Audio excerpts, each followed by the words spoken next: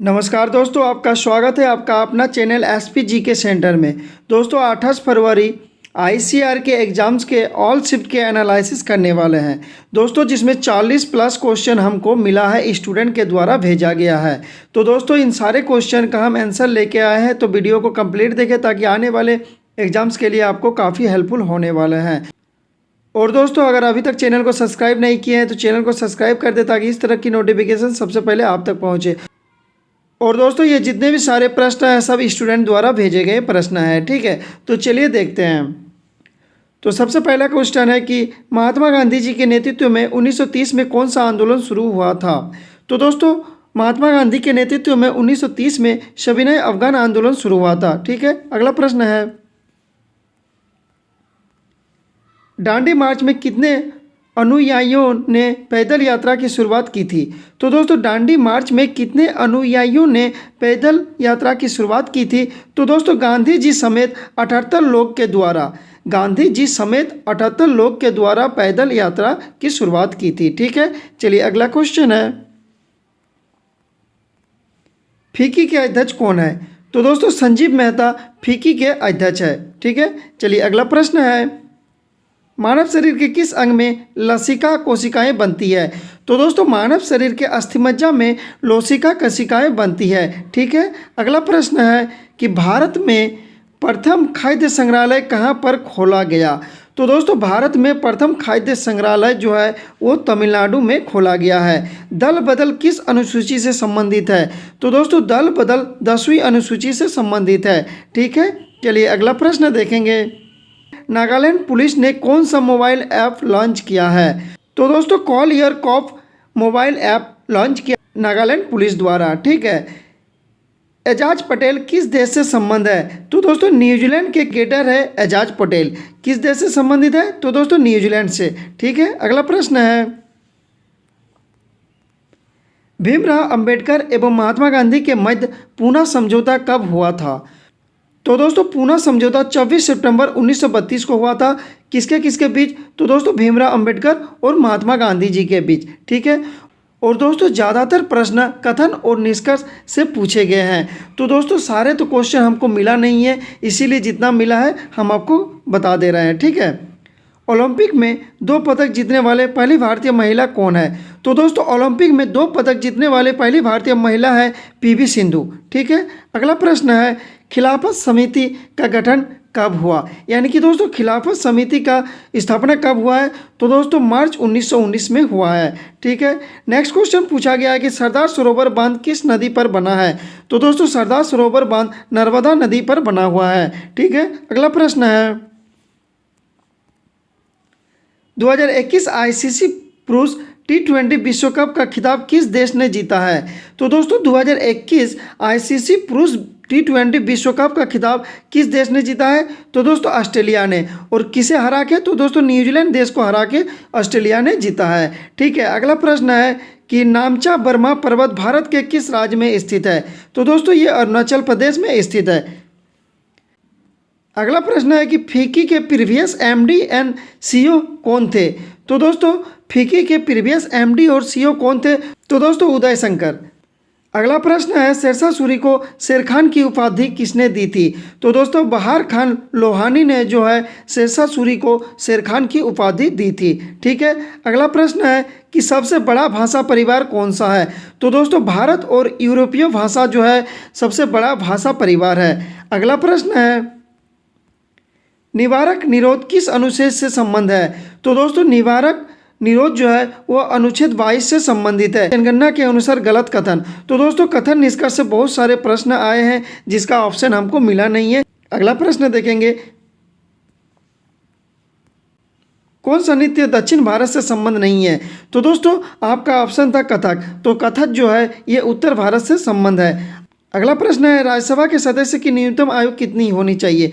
तो दोस्तों राज्यसभा की सदस्यों की न्यूनतम आयु 30 वर्ष होनी चाहिए और लोकसभा के लिए 25 वर्ष होनी चाहिए, ठीक है। जनगणना 2011 के अनुसार कुल बीपीएल % कितना है। तो दोस्तों कुल बीपीएल % लगभग 22% है जनगणना 2011 के अनुसार, ठीक है। तो दोस्तों जिन विद्यार्थी का एग्जाम अभी बाकी है, जनगणना 2011 कंप्लीट कर ले, क्योंकि दोस्तों यहाँ से क्वेश्चन हमेशा देखने मिल रहे हैं। चलिए अगला प्रश्न देखेंगे। पौधे का यौन प्रजनन अंग कौन सा है? तो दोस्तों पुष्प है। पौधे का प्रजनन अंग पुष्प है। ठीक है, अगला प्रश्न है। शिक्षा मंत्रालय ने अपनी मातृभाषा के अलावा अन्य भाषाओं में बातचीत क्षमता हासिल करने में मदद करने के लिए कौन सा मोबाइल ऐप लॉन्च किया है? तो दोस्तों वो कौन सा मोबाइल ऐप है? तो दोस्तों भाषा संगम। ठीक है, चलिए अगला प्रश्न है। मध्य प्रदेश के मुख्यमंत्री सोलर पार्कों का शिलान्यास हाल ही में किन किन जगह पर किए हैं? तो दोस्तों आगर, शाजापुर और नीमच में की है। ठीक है, अगला प्रश्न है। सोडियम बाइकार्बोनेट रिएक्शन में इनमें से क्या नहीं होता है? आपके पास ऑप्शन था कार्बन डाइऑक्साइड, नाइट्रोजन, हाइड्रोजन या इनमें से कोई नहीं। तो दोस्तों सोडियम बाइकार्बोनेट रिएक्शन में नाइट्रोजन नहीं होता है। ठीक है, अगला प्रश्न था। मार्स गैस किस गैस का दूसरा नाम है? तो दोस्तों मार्स गैस मीथेन का दूसरा नाम है। ठीक है, नेक्स्ट क्वेश्चन। भारतीय पंचायती राज को किस संविधान संशोधन के तहत जोड़ा गया था? तो दोस्तों भारतीय पंचायती राज को 73वें संविधान संशोधन द्वारा भाग 9 में जोड़ा गया था। ठीक है, गारो और खासी पहाड़ियाँ किस पर्वत श्रृंखला का हिस्सा है? तो दोस्तों ये हिमालय का है। और ये कहाँ पे स्थित है? तो दोस्तों मेघालय में स्थित है। नेक्स्ट क्वेश्चन है। नागा पहाड़ियाँ कौन से क्षेत्र में है? तो दोस्तों ये उत्तर पूर्वी क्षेत्र में है नागा पहाड़ियाँ। अगला प्रश्न है। नामचा बरबा पर्वत कहाँ पर है? तो दोस्तों ये तिब्बत चाइना में है, नामचा बरबा पर्वत। ठीक है, अगला प्रश्न है। सबसे पहले किस राष्ट्रीय पार्टी का गठन हुआ था? तो दोस्तों इंडियन नेशनल कांग्रेस का सबसे पहले गठन हुआ था। अगला प्रश्न है कि खिलाफत कमेटी का गठन कब हुआ था? तो दोस्तों मार्च 1919 में खिलाफत कमेटी का गठन हुआ था। नेक्स्ट क्वेश्चन है। फूड एंड एग्रीकल्चर ऑर्गेनाइजेशन की स्थापना कब हुआ? तो दोस्तों 16 अक्टूबर 1945 को फूड एंड एग्रीकल्चर ऑर्गेनाइजेशन की स्थापना हुआ था। ठीक है, अगला प्रश्न है कि सुरेश तेंदुलकर समिति के हिसाब से ग्रामीण और शहरी क्षेत्रों में गरीबी रेखा का क्या मानक है? तो दोस्तों शहरी क्षेत्र में रह रहे परिवार के संदर्भ में गरीबी रेखा 1000 रुपया प्रति माह प्रति व्यक्ति और ग्रामीण परिवार के लिए 816 रुपया निर्धारित किया था। ठीक है, अगला प्रश्न है कि बहलोल किस वंश से संबंधित है? तो दोस्तों बहलोल लोधी वंश से संबंधित है। अगला प्रश्न है कि 2011 के जनगणना में किस शहर का बाल जनसंख्या सबसे कम है? तो दोस्तों सिक्किम का बाल जनसंख्या जो है सबसे कम है।